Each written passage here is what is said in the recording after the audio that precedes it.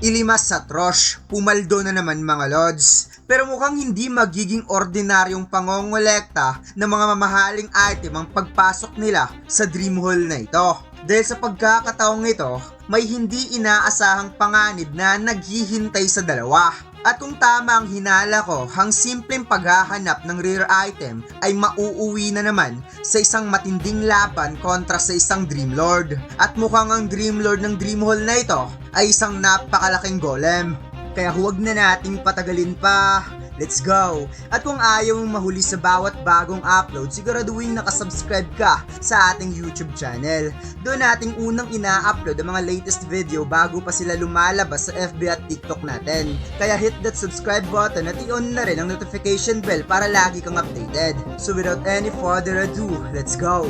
Nagsimula ang chapter na ito kung saan masayang masaya itong si Rosh sa mga drop item na nakuha nila. Mayroon pang mga Earth Magic Stone at ang sobrang nagpapasaya talaga sa kanya ay ang Black Steel Knife na may stats boost plus 13 attack na nagkakahalaga lang naman ng 4.3 million gold. Naisip ni Ilimas na sigurado siyang may ibabagsak na item dahil sa Lady Luck skill ni Rosh. Ngunit hindi niya akalaing makakakuha kaagad sila ng isang Black Steel Knife. Nawika pa ni Rosh na kailangan talaga nila itong ingatan ng mabuti dahil 4.3 million pa naman ang sale price nito. Sinabi ni Ilimas na yan na magiging weapon ni Rosh, ang Black Steel Knife.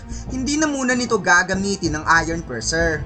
Kaya napatanong naman si Rosh kung mga hunt pa rin ba sila ng mas maraming smiley pagkatapos nito.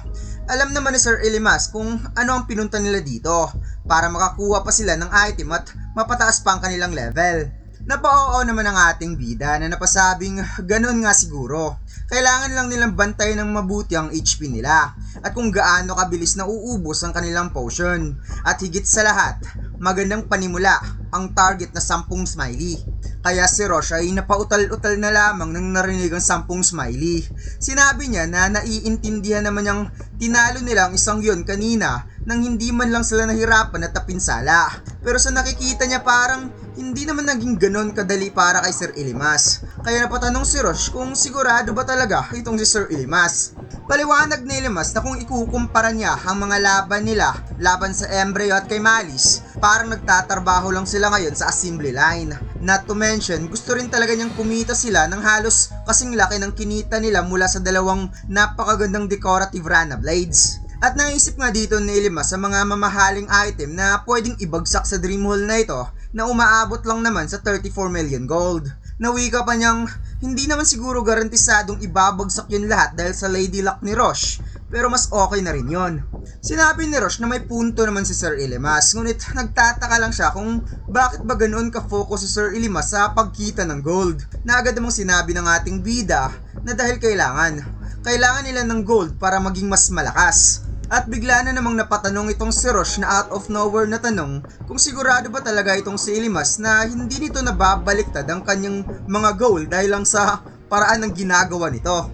Kaya sinabi na lamang ni Ilimas na anyways, ang mga smiley ay hindi naman mga kalaban na mahihirapan silang labanan. Ang ipinag-aalala niya lang at bigla nga ditong napatigil si Ilimas mga lads dahil may tumutugugtog lang naman silang naririnig sa kanilang paligid na parang may papunta sa kanila. At nagulat na lamang si Rosh na napa-oh no dahil may mga lumitaw na naman na smiley na hindi na ito isa kundi 4 na.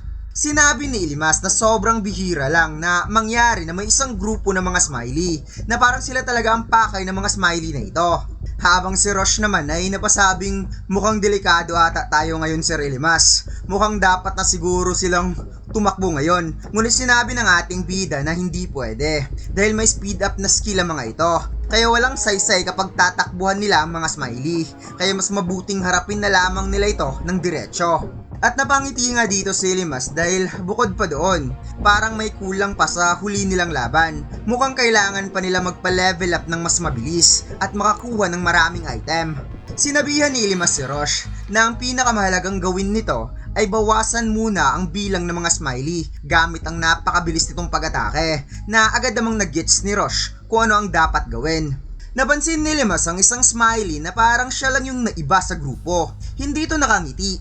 Instead, mayroon itong sad face at nakita ni Limas sa window stats na hindi pala ito isang smiley monster. Isa pala itong frowny monster. Ngunit ang stats ay same lang sa smiley, level 45 rin. Kaya mas lalong napangiti ang ating bida na napasabing, aha, alam ko na. Ang rare monster na si Frowny kaya ito lumitaw ay dahil sa Lady Luck ni Roche. Naisip ni Limas na ang luck stats ni Roche ay nakakaapekto sa posibilidad ng paglitaw ng mga mas bihirang monster. Kaya dahil lumitaw si Frowny, sigurado siyang dahil ito sa Lady Luck skill tree ni Roche. At ito rin yung nangyari sa Golden Rana mga lods. Kahit career lang nagpapakita ang Golden Rana, lumitaw kaagad ito. Lalo na ngayon na nag-evolve ang cat spawn ni Roche, naging Angel's Blessings.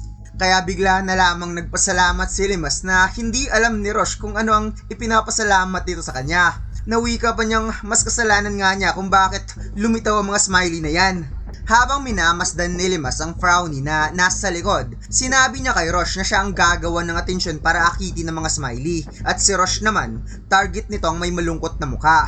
Dahil yun ang leader nila, na agad namang nag-gets ni Roche at susubukan daw niya. Agad nga ditong ginamit ng Smiley ang kanyang speed up skill towards si Limas, kung kaya't bahagya lang na napawave ang ating bida upang magkaroon siya ng momentum para gamitin ang kanyang parry skill, at para nga niya ditong tinapik ang Smiley mga lods na napasabi pang hindi muna kita kailangan. At dito'y napansin ni Limas ang Frowny na parang naghahanda ng umatake sa kanya, kaya agad na humingi ng tulong si Limas kay Roche, na sinabi naman ni Roche na, Onet, handa na ako, na makikitang tumalon nga dito si Roche mga lods sa itaas. Habang si Limas naman ay nag-kneel upang ito ng lahat niyang lakas sa lower body upang mapigilan ang pag-atake ni Frowny. At isang malakas na atake ang ginawa dito ni Frowny mga lods. Ngunit ang ginawang pag-upo pala o pagluhod ni Limas kanina ay isa pala yung taktika upang gamitin ang kanyang shield bash. At dahil sa kanyang posisyon na nakadiagonal ang kanyang shield,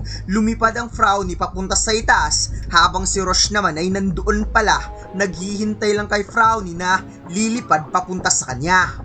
Seryosong ginamit ni Roche ang dice skill gamit ang bago niyang blades na black steel, and in just one dice nakuha kaagad ni Roche ang number 6 at nagkaroon ng critical hit sa atake niya, kaya isang one hit delete ang nangyari dito sa sod monster na si Frowny mga lods. Habang si Limas ay nasa ibaba, napakover na lamang sa mga nahuhulog na bato galing sa itaas, at nag-notify nga dito ang stats na nakakuha sila ng 772 XP at muli na namang nag-level up ang ating bida to level 45. Samantala, ang dalawang Smiley naman ay kinuha ang pagkakataon ng hindi pagiging handa ni Limas. Ngunit napansin naman ito ni Roche, kaya agad siyang napasigaw na mag-ingat sa dalawang Smiley na handa ng aatake kay Sir Limas. Kung saan kaliwat kanan nga ditong nag-speed up ang dalawa mga lods, ngunit sinabi ng ating bida na ngayon, ituturo ko sa inyo kung ano ang mangyayari kapag nawala na ang pinakamamahal yung Frowny. Kaya nang sabay nakalapit ang dalawa ay agad na ginamit ng ating bida ang kanyang parry skill sa espada at shield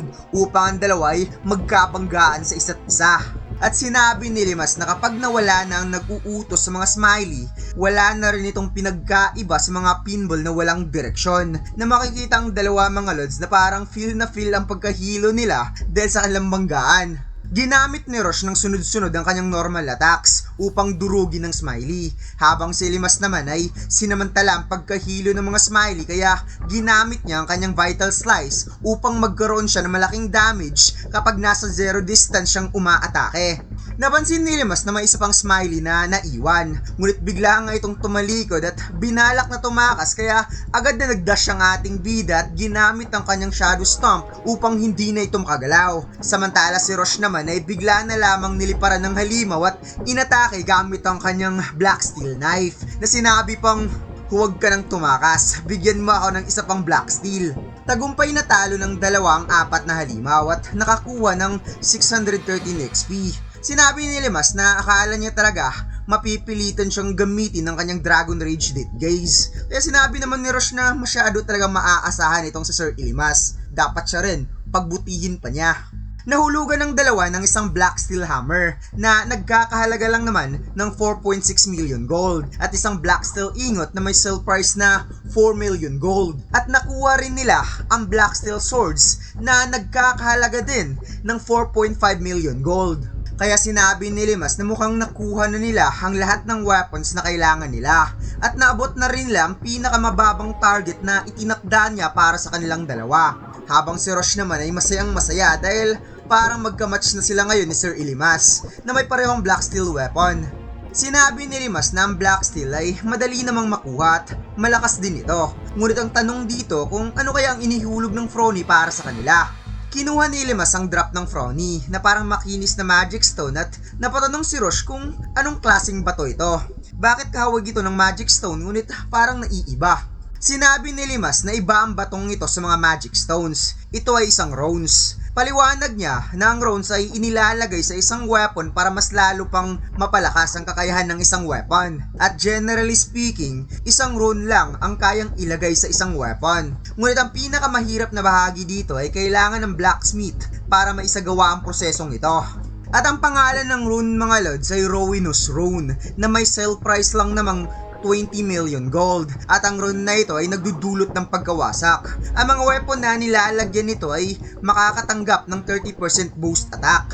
Sinabi ni Limas na malaking panalo ito para sa kanila dahil sobrang laki ng sell price ng Ruinous Rune, habang si Rosh naman ay dilat na dilat pa rin ang mata nang nakita ang 20 million golds sa Windows stats niya. At dito ipinakita ang total price na kanilang na-loot na umabot lang naman sa 41.5 million gold. Kaya si Ilimas ay parang natulala na lamang at hindi pa rin siya makapaniwala na umabot kaagad sila sa 41 million gold kahit puro lang mga easy monster ang mga nakalaban nila. Habang si Rosh naman ay napasabing mas nagulat daw siya sa sarili niya dahil hindi na siya gaanong nagugulat kapag nakarinig siya ng ganong kalaking halaga. Sinabi ni Limas na kailangan pa nila ng 6 na smiley para maabot ang target nila. Nag-level up na sila at kumpleto na rin ang mga equipments na kailangan nila. Gusto sana niyang tapusin kaagad ang pang-hunt na ito. Naisip ni Limas na ang black steel weapon ay minimum requirements lamang para sa level nila. Malayo pa mga ito sa mga pinakamalakas na weapon. At bukod pa ron, kailangan nila magpatuloy para magkaroon pa sila ng sapat na gold. Baka sakali lang makatagpo kaagad sila ng Grim Reaper Grip na skill book. Samantala, habang naglalakad si Limas sa Rosh para maghanap ng 6 pa na smiley, sa unahan naman ay may kumakabom na tunog sa bawat segundo na para bang may higanting naglalakad na nagpagalagala ng monster at dito ipinakita ang isang silhouette ng monster at mukha itong guess ko baka isa itong golem mga lods. At dito lang nagtatapos ang chapter nito mga lods. Huwag mo sana kalimutan mag-like, comment at mag-subscribe sa ating YouTube channel at mag-follow sa ating Facebook page. Salamat!